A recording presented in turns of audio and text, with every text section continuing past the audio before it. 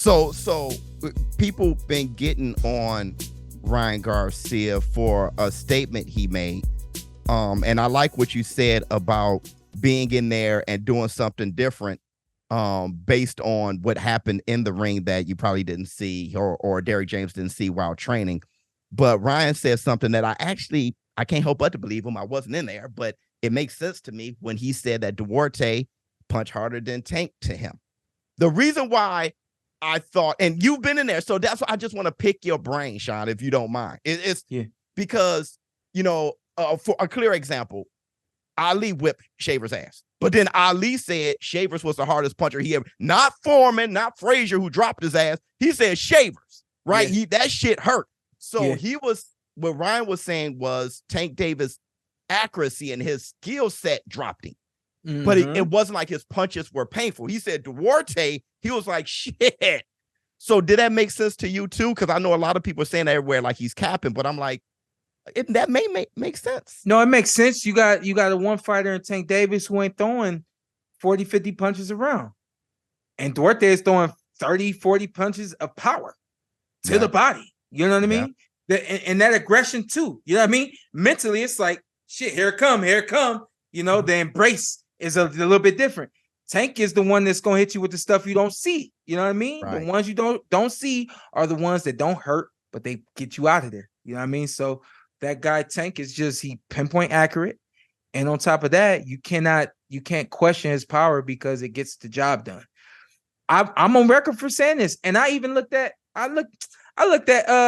Terrence. I'm cooling with Terrence. And Terrence looked at me and said, hey, think he hit hard? I said, man, come on now. You know you don't feel that in the moment. He said, yeah, you right. But still, he ain't hit hard to me.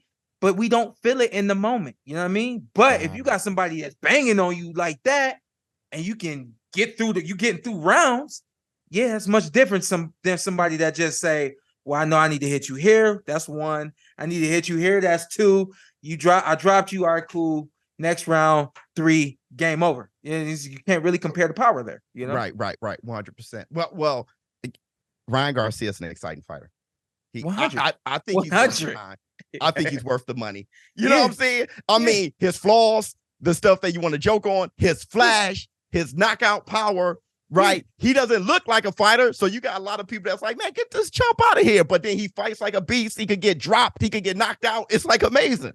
When he landed that hook, I was ringside and I seen Duarte's legs shake a little bit. And I was confused because I saw the hook land. I saw this little shake. I said, is he hurt? And then they turn this way, and clearly this man is out on his feet. And then I'm like, how? Right. He got that hook is special, bro. Bro, did you see it? Did you see a tooth fly out? Somebody said they were in the crowd and his tooth flew. You didn't see a tooth fly out? No, man. Okay, all right. That ain't been reported, has it? No, hasn't been reported. It's just that I was texted by somebody who was pretty credible, who was sitting in a crowd. Oh, they was there?